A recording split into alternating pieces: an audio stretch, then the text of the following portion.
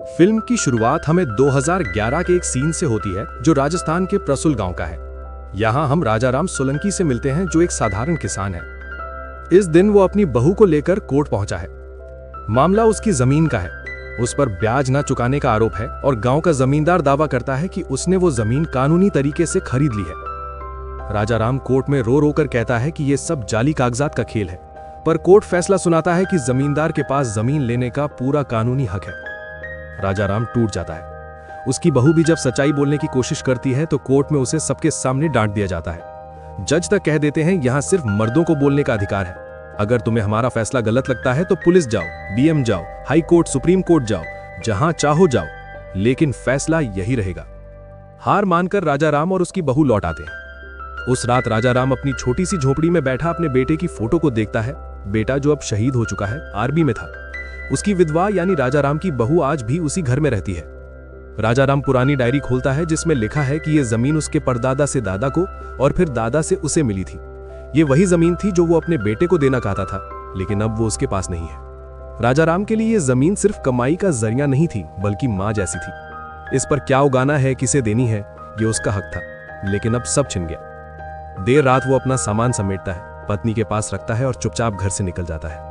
अगली सुबह उसकी लाश पास के तालाब में मिलती है। ये लड़ाई वो अब और नहीं लड़ सका। इसके बाद सीन कट होकर दिल्ली की कोर्ट में आता है। यहां हम देखते हैं कि एक केस जॉली जीत चुका है और उसे 5,000 रुपए का इनाम भी मिला है, लेकिन बाहर क्लाइंट किसी दूसरे जॉली से मिल रहा होता है। यहीं हमें ट्विस्ट पता चलता है, असल में यहां दो जॉली हैं। अक्षय कुमार का किरदार है जगदीश्वर मिश्रा और दूसरा है जगदीश्वर त्यागी। दोनों को ही लोग प्यार से जॉली बुलाते हैं और दोनों को ही सिर्फ पैसे कमाने का लालच है। ये लोग छोटे मोटे सिविल केस हाथ में नहीं लेते, सिर्फ वही केस उठाते हैं जहां अच्छी खासी रकम मिलती हो। क्लाइंट जीते या हारे, इन्हें फर्क नहीं पड़ता। समस्या यह है कि त्यागी के केस अक्सर मिश्रा ले उठते हैं, जिससे त्यागी को गुस्सा आ जाता है। वो एसोसिएशन जाकर हंगामा करता है, जगदीश्वर मिश्रा के चेंबर के बाहर तोड़फोड़ करता है। आखिरकार मिश्रा को मजबूरन पैसे आधे आधे बांटने पड़ते हैं, क्योंकि त्यागी के नाम से ही वो केस खा रहा होता है। केस खत्म होने के बाद त्यागी अपने घर नहीं बल्कि उस एनजीओ पहुंचता है जहां उसकी पत्नी काम करती है। वहीं लक्ष्मी नाम की एक महिला उससे मिलती है और कहती है कि 40 किसान हैं जो अपने केस के लिए उसे बुलाना चाहते हैं। उनके साथ बहुत बड़ा अन्याय हुआ है। लक्ष्मी दी के बात करने पर पहले तो जगदीश साफ मना कर देता है। वो कहता है, देखो मेरा शेड्यूल पहले से ही भरा पड़ा है और ऐसे केस तो समझौते से ही सॉल्व करने में भलाई है। बड़े बड़े कॉर्पोरेट केस लो, मोटे पैसे कमाओ, यही सही तरीका है। लक्ष्मी दी समझाती है, जॉली कभी कभी ईमान के लिए भी काम कर लेना चाहिए। जगदीश हंसते हुए जवाब देता है, ठीक है, कल कोर्ट में जाके चिल्लाना कि जॉली कौन है और बोलना कि 40 किसान हैं जो पिटीशन फाइल करना चाहते हैं बड़ी कंपनी के खिलाफ। फिर देखना क्या तमाशा होता है। इसके बाद वही होता है जिसका अंदाजा था। मिश्रा फिर से केस हथियाने की कोशिश करता है, लेकिन इस बार फंस जाता है, क्योंकि ये लोग गरीब किसान थे, उनके पास पैसे ही नहीं थे। वे हजारों किलोमीटर दूर से आए थे क्योंकि लक्ष्मी दी ने असली जॉली यानी त्यागी का नाम सुझाया था। त्यागी तो मुफ्त में केस फाइल करने को तैयार था, लेकिन मिश्रा तो मुफ्त में कुछ नहीं करता। मिश्रा ने पिटीशन टाइप करवा दी, स्टैम्प पेपर थे खुद खरीदा, लेकिन जब फीस मांगने का समय आया तो किसानों ने केवल 500 रुपए, कुछ सब्जियां, आधा खाया हुआ गन्ना और खेत से निकली लौकी पट्टी पकड़ा दी। मिश्रा का गुस्सा फूट पड़ा। दूर से यह सब त्यागी देखता है और मिश्रा का मजाक उड़ाता है। दोनों के बीच फिर से झगड़ा हो जाता है। साफ है, इन दोनों की कभी नहीं बन सकती। कुछ दिन बाद त्यागी को उसकी पत्नी संध्या का फोन आता है। वो कहती है, जानकी अम्मा तुमसे मिलने आएंगी, उनकी जमीन का केस है, उनका केस सुन लेना और रजिस्टर कर लेना। उनकी कहानी सुनोगे तो इमोशनल हो जाओगे। लेकिन त्यागी का दिल ऐसे केसों के लिए सख्त हो चुका है। उसे बेटी की पढ़ाई, अच्छे स्कूल की फीस और पैसों की टेंशन है। ऐसे केस लेकर उसे कुछ मिलेगा नहीं, बस टेंशन बढ़ेगी। इसलिए वो जानकी अम्मा को सीधे मिश्रा के पास भेज देता है। मिश्रा पहले ही किसानों के केस से पिट चुका है, इसलिए वो भी साफ मना कर देता है कि मैं असली जॉली नहीं हूं और ऐसे केस अब बिल्कुल नहीं लूंगा। आखिरकार जानकी अम्मा को वापस त्यागी के पास भेज दिया जाता है। इस बार घर पे संध्या होती है। जब उसे पता चलता है कि त्यागी ने यह केस टाल दिया था, वो उसे डांट देती है। ये तुम्हारी इज्जत और नाम का सवाल है, पहले उनकी कहानी सुनो फिर फैसला लेना।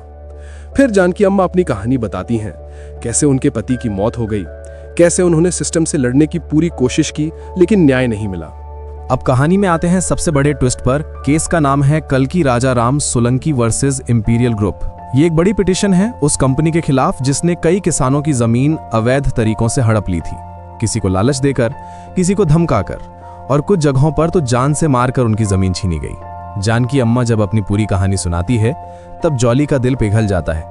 वो सिर्फ कन्विंस ही नहीं होता बल्कि इमोशनली जुड़ जाता है इस केस के साथ और इस लड़ाई को खुद लड़ने का फैसला करता है। फिर सीन कट होता है कोर्ट रूम में।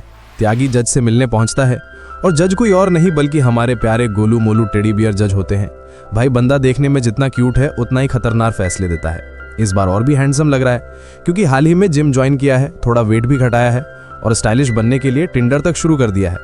त्यागी जब उसकी तारीफ करता है तो जज और भी फुल झूम में आ जाता है। फिर त्यागी उसे बताता है कि उसने इंपीरियल ग्रुप के खिलाफ पिटीशन डाली है। जज कहता है ठीक है, अगली डेट पर सुनवाई होगी। फिर आता है बड़ा दिन। कोर्ट में जानकी अम्मा वर्सेस इंपीरियल ग्रुप का केस पेश होता है। इस कंपनी का सपना है बीकानेर टू बॉस्टन प्रोजेक्ट बनाना और इस प्रोजेक्ट के बीच में आता है जानकी अम्मा का गांव। त्यागी पूरे जोश में कोर्ट को समझाता है कि किस तरह किसानों की जमीन कब्जाई गई। फिर जज डिफेंस को बुलाते हैं और वहां एंट्री होती है जगदीश्वर मिश्रा की। हाँ, वही अक्षय कुमार वाला जॉली जो हमेशा केस चुरा लेता है। इस बार वो इंपीरियल ग्रुप की तरफ से खड़ा है क्योंकि उसे मोटी फीस मिली है। जैसे ही मिश्रा बोलना शुरू करता है पूरा कोर्ट हिल जाता है। वो कहता है ये पूरा केस फ्रॉड है, एनजीओ वाले पैसा बनाने के लिए किसानों को भड़का रहे हैं। 4000 किसानों ने पहले ही जमीन बेचने के पेपर पर साइन कर दिए थे। सिर्फ ये एक महिला बची है जिससे कंपनी डील नहीं कर पाई। अब ये लोग कंपनी से अवैध डिमांड कर रहे हैं। कंपनी के भी तो अपने एथिक्स होते हैं। ये सुनकर त्यागी भड़क जाता है और गुस्से में बोल पड़ता है, सर ये सब लोग बिके हुए हैं, डीएम से लेकर पुलिस तक सब इंपीरियल ग्रुप के जेब में बैठे हैं।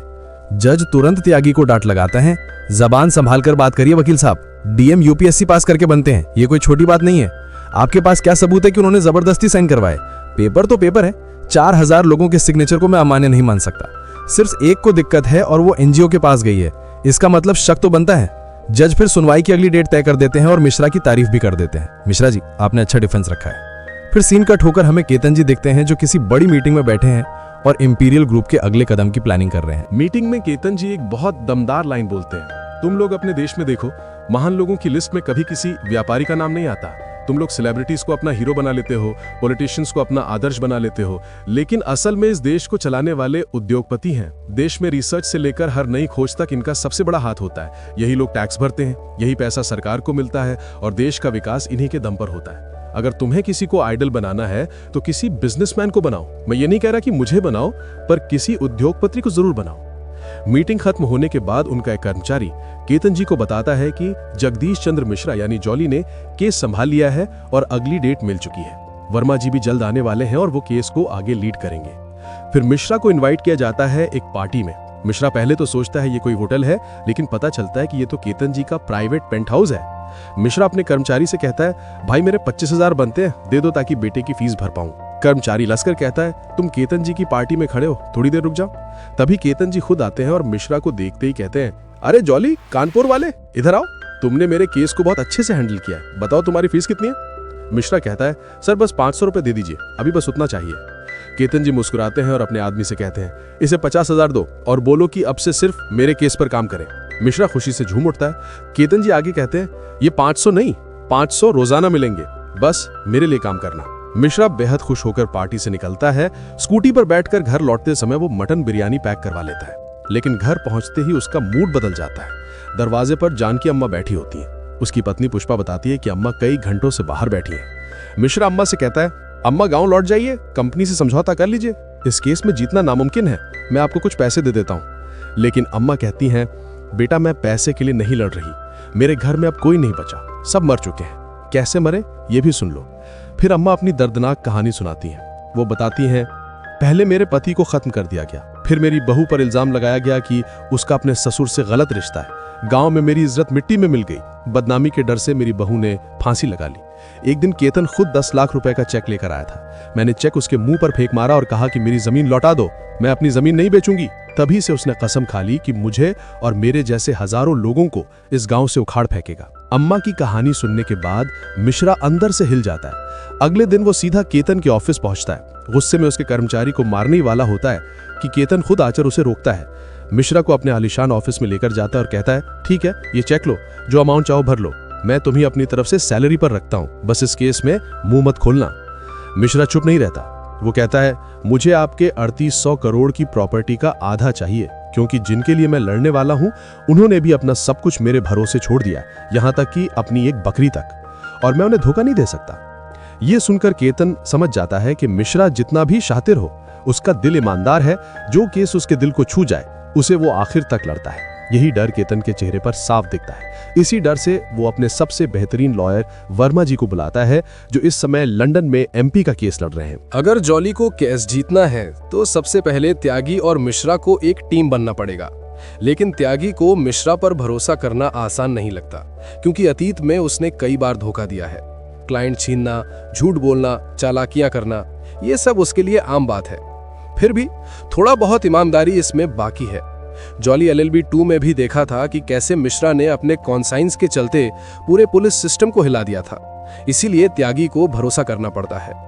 फिर कहानी हमें बीकानेर ले जाती है, जहां प्रोजेक्ट का पहला फेज शुरू होता है। इस बीच खेतन का एक रेसिंग इवेंट हो रहा होता है। सब कुछ ठीक चल रहा होता है, तभी कुछ किसान ऊंट लेकर ट्रैक पर आ जाते हैं। रेस रुक जाती है, तस्वीरें वायरल हो जाती हैं और खेतन की खूब बदनामी होती है। खेतन के हर प्रोजेक्ट में ये दोनों जॉली अड़चन बन चुके थे। परेशान होकर वो अपना सबसे ताकतवर लॉयर वर्मा को बुलाता है, जो सीधा लंदन से इंडिया आता है। खेतन से मिलने के बाद वर्मा कहता है कि केस को वो पूरी तरह अपने हाथ में ले लेगा। मीडिया में जो बयान खेतन ने दिया था, जिसमें बहू और ससुर के रिश्ते को लेकर विवाद हुआ था, उसे वर्मा कोर्ट में समझा देगा कि वो गुस्से में दी गई प्रतिक्रिया थी। खेतन ठंडे अंदाज में कहता है, क्या पता मैंने जानबूझकर बोला हो, 10 लाख का चेक मेरे मुंह पर मारा, उसकी औकात दिखानी ही थी। और फिर वो मीडिया मैनेजमेंट की जिम्मेदारी खुद लेने की बात करता है। कोर्ट सीन में जाते हैं, जहां समझौते की कोई गुंजाइश नहीं बचती। केस शुरू होता है। शुरुआत में त्यागी केस की पैरवी करता है और विक्रम को असिस्टेंट बना लेता है। पहले ही राउंड में विक्रम त्यागी की क्लास लेता है, उसकी पिटीशन में स्पेलिंग मिस्टेक तक निकाल लेता है और 40 नए गवाह पेश कर देता है, जो कहते हैं कि उनकी जमीन भी गलत तरीके से हथियाई गई है।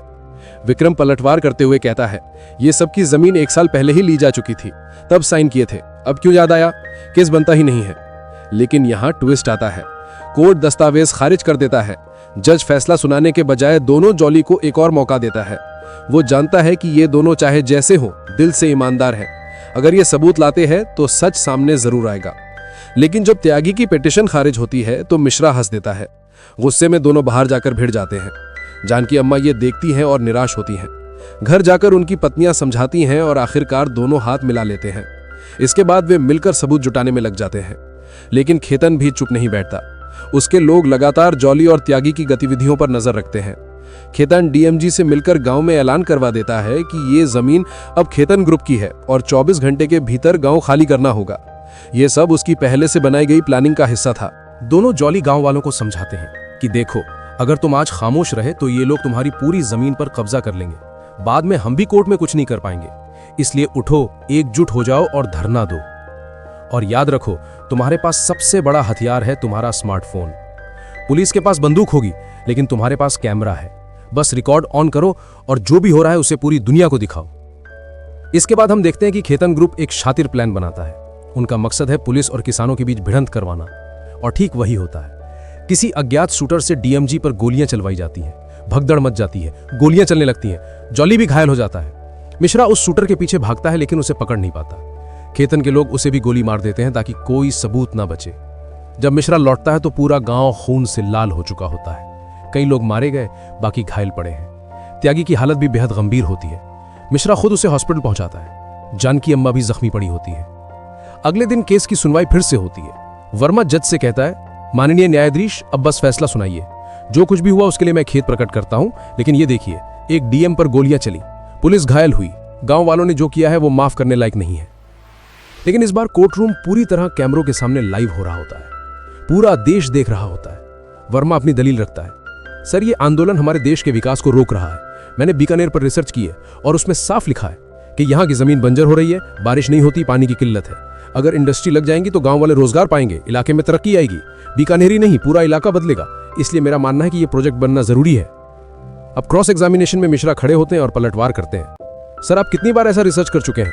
हर बार जब इंपीरियल ग्रुप कहीं जमीन हथियाता है, आप लोग रिसर्च लेकर पहुंच जाते हैं। उड़ीसा में, बंगाल में, अरुणाचल में, हर जगह यही पैटर्न है। कभी कहते हैं यहाँ की मिट्टी खराब है, कभी कहते हैं यहाँ का पानी प्रदूषित है।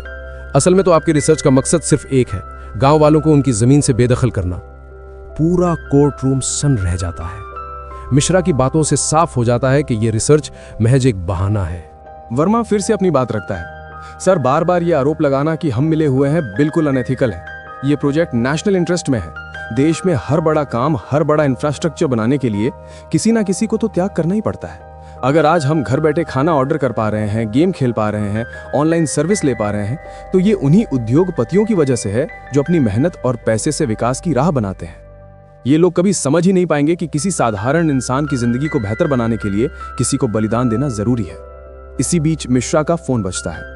वो मुस्कुरा कर कहता है, सर मेरे पास एक और सबूत है, बस 10 मिनट दीजिए, जरा बाथरूम होकर आता हूं। जज पहले मना करते हैं लेकिन कोर्ट रूम में थोड़ी नोकझोंक के बाद अनुमति दे देते हैं। ये सीन काफी फनी बनता है और केतन को गुस्सा आ जाता है कि हजारों करोड़ का मालिक हूं मैं और ये सब इसके बाथरूम के लिए रुक रहे हैं। लेकिन जज उसे डांटते हैं, मेरी कोर्ट है, मेरी मर्जी। असल में मिश्रा बाथरूम नहीं गया था, वो बाहर डीएमजी को लेकर आता है, वही डीएम जिसे गोली लगी थी। डीएमजी खुद स्टैंड पर आता है और सबके सामने कबूल करता है, हाँ मैं केतन ग्रुप से मिला हुआ था, रिश्वत ली थी, उनकी मदद से गांव खाली कराने का प्लान बनाया था। यहां तक कि मुझ पर गोली चलवाने का ड्रामा भी इन्हीं लोगों ने रचा था। पूरा कोर्ट सन हो जाता है। मिश्रा फिर जज से कहता है, सर वर्मा जी की एक बात से मैं पूरी तरह सहमत हूं। देश के लिए कुछ बड़ा करना है तो किसी को त्याग करना ही पड़ता है, और त्याग सिर्फ गरीबों का क्यों।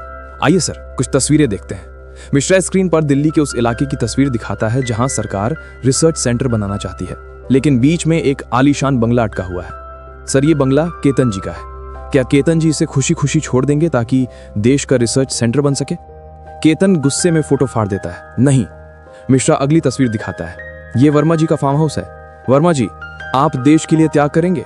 वर्मा जी चुप रह जाते हैं। मिश्रा मुस्कुराता है और आखिरी तस्वीर है, ये घर आपका है माननीय न्यायाधीश, आप देंगे ना देश के लिए? जज तुरंत बोल उठते हैं, क्यों दूं, ये मेरा घर है, मेरी मर्जी। तभी त्यागी खड़े होकर वही बात दोहराते हैं, बिल्कुल सर, जैसे आपकी मर्जी है वैसे ही केतन जी की भी मर्जी है, वर्मा जी की भी। पर जानकी अम्मा की मर्जी कोई मायने नहीं रखती, क्योंकि वो गरीब है, ताकतवर नहीं है। बाबा साहेब अंबेडकर की धरती पर कानून सबके लिए बराबर होना चाहिए, नियम अमीर और गरीब के लिए अलग नहीं हो सकते। कोर्ट में सन्नाटा छा जाता है। जानकी अम्मा रो पड़ती हैं। जज आखिरकार फैसला सुनाते हैं, बीकानेर टू बॉस्टन प्रोजेक्ट को रद्द किया जाता है। गांव वालों की जमीन उन्हें वापस की जाएगी। बाहर गांव में जश्न शुरू हो जाता है। प्रोजेक्ट का बड़ा सा बिलबोर्ड उतार लिया जाता है और यहीं पर जॉली LLB 3 की कहानी खत्म हो जाती है। एक बार फिर जॉली ने न्याय दिलाया।